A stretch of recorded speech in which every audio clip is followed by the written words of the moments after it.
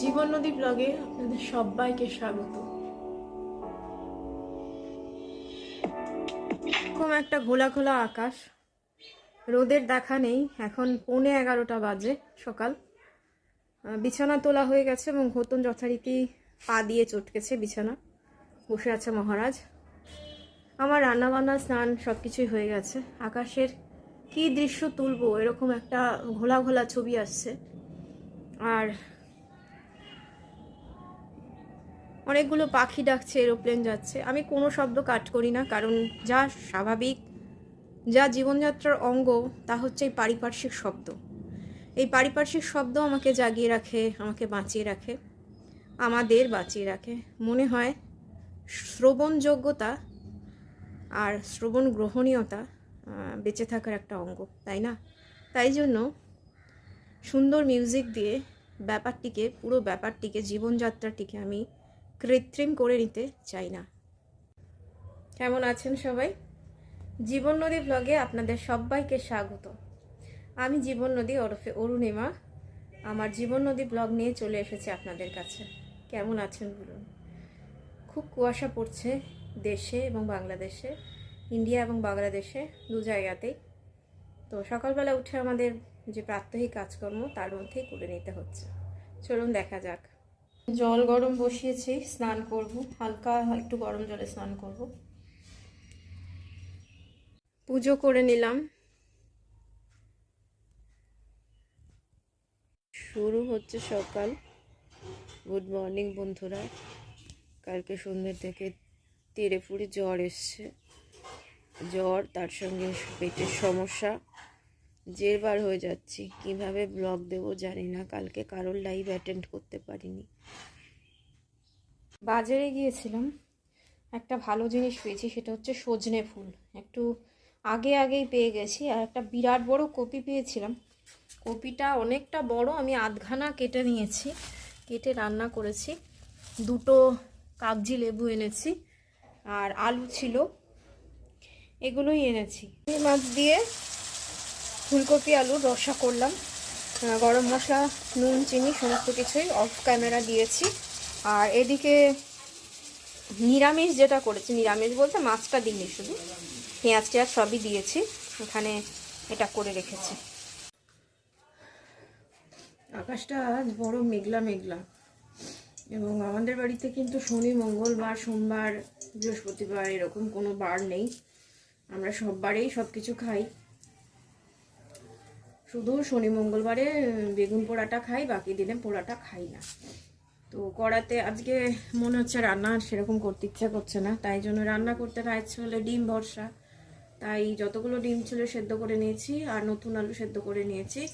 একটা কথা বলি, আমি কিন্তু ডিম ভেজে ডিম কষা করি না। হ্যাঁ, ডিম ভাজলে ডিমের ছালটার উপরে একটা পোড়া পোড়া হয়ে যায়, তাই জন্য আমি করি না। আমি এমনি করি। তো সর্ষের তেল আর সাদা তেল মিশিয়ে গরম করে নিলাম, আর দিয়ে দিচ্ছি জিরে ফোড়ন। যেহেতু কষা ডিম, তাই একটু তেলটা বেশি দিয়েছি। দিয়ে দিচ্ছি গ্রেট করে রাখা আদা,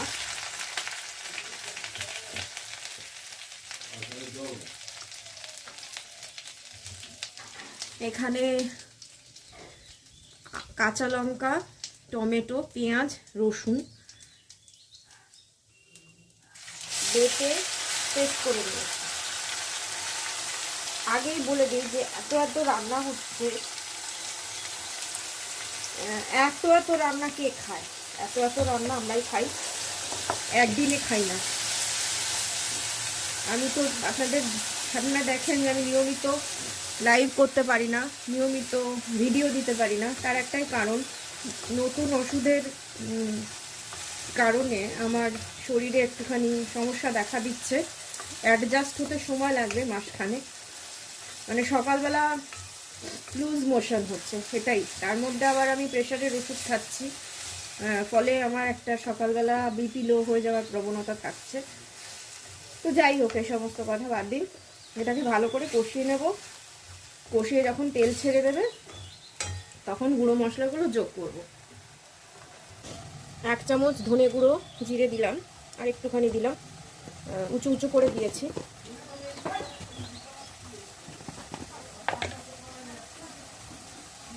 হলুদ গুঁড়ো দিলাম 1 চামচ, লঙ্কা গুঁড়ো দিচ্ছি 1/2 চামচ মতো,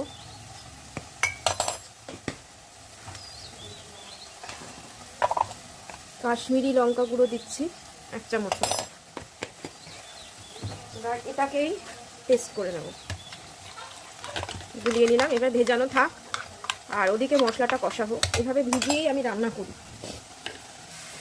দেখুন তেলটা কিন্তু পুরো এখন অ্যাবজর্ব করে নিয়েছে। এরপরে এর মধ্যে তেলটা ছাড়বে। আপনারা প্রায়শই দেখেন যে আমাদের বাড়িতে যখন আমি ভয়েস দিই বা রান্না করতে করতেই ভয়েস দিচ্ছি, তখন বিভিন্ন আওয়াজ পাওয়া যায়। তো সেগুলো একটুখানি আমি এডিট করি না, তার কারণ এটা যা স্বাভাবিক তাই দিই। আমাদের খুব কাছাকাছি সবার বাড়ি, কথাবার্তা সমস্ত কিছু, ও পাশের বাড়িতে রং হচ্ছে, কাজ হচ্ছে, সেই হাতুড়ির শব্দ আপনারা শুনতে পান। আর আরও একটা কথা বলি, আমি কিন্তু সবার কমেন্ট সময় মতো পড়ে উত্তর দিয়ে দিই বা লাভ রিয়াক্ট করে নিই। সবাই যারা কমেন্ট করেন তাদেরকে অসংখ্য ধন্যবাদ। আমার ভিডিও যারা নিয়মিত দেখেন, যারা নিয়মিত দেখতে সুযোগ পান না, তাদেরকেও অসংখ্য ধন্যবাদ। আমিও সবার ভিডিও নিয়মিত দেখতে পারি না, তবে একদিন অন্তর একদিন গিয়ে নিশ্চয়ই চেষ্টা করি, কারণ আপনাদের সঙ্গে দেখা না হলে একটা পরিবারের মতো হয়ে গেছে। আমি মিস করি সবাইকে, ভীষণ মিস করি। আর আমি এখানে আছি আমি ভালো লাগার জন্যই আছি। আমার যে খুব একটা লক্ষ্যে পৌঁছতে হবে এমন কোনো তাড়া নেই, হোক না আস্তে আস্তে টুকটুক করে। খুব দ্রুততার সঙ্গে কোনো জায়গায় পৌঁছতে আমার কোনো তাড়া নেই আর কি। যা পাচ্ছি টুকটুক করে দেখাবো। খুব শিগগিরই একটা খুব আমার জীবনের আনন্দের দিন, আমি কোনোদিন ভাবিনি যে এরকম একটা কিছু হবে, সেটা খুব শেয়ার করবো নিশ্চয়ই, এখন বলবো না, দেখাবো খুব শিগগিরই। খুব বড় স্বপ্ন আমার নেই, আমি খুব ছোট ছোট স্বপ্ন, খুব ছোট ছোট লক্ষ্য নিয়ে এগোই। আমার যেমন 450 ভিউয়ার্স হলেই আমার সেই স্বপ্নটা অনেকটা পূরণ হয়ে যায়। মনে হয় যে আর 10টা সাবস্ক্রাইবার বাড়লে এরকম হবে, এরকম মনে হয় আমার। তো যাই হোক, এটা ভাজা ভাজা হয়ে গেছে। এবার মশলাটা দিয়ে দিলাম, মশলাটা দিয়েও আবার কষিয়ে নেব। ডিম আলুগুলো চিড়ে চিড়ে নিয়ে, এগুলো কিন্তু সেদ্ধ করা আছে প্রত্যেকটা, কিন্তু আমি ভাজিনি, আমি ভেজে করি না। আমার ছেলে ওই ডিম ভাজা ডিমের কালিয়া বা ডিম বা কষাটা পছন্দ করে না। তো এই সেদ্ধটা করে নিয়ে আমি চিড়ে চিড়ে ডিমগুলো দিয়ে দিলাম। এবার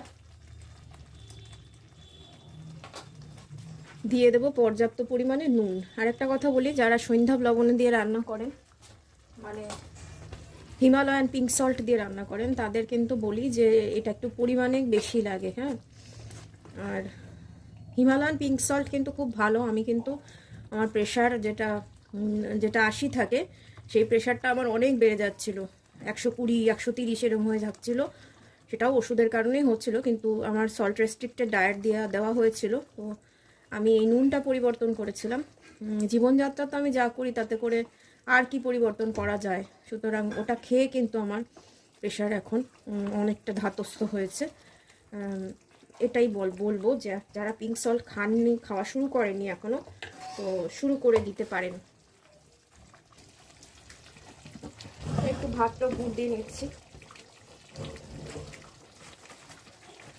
আর এদিকে এটা হতে থাক, আমি হয়ে গেলে আবার ফেরত আসবো। ডিমের কষা করতে গিয়ে ডিমের ঝোলই করে ফেললাম, হয়ে গেছে ডিমের ঝোলটা।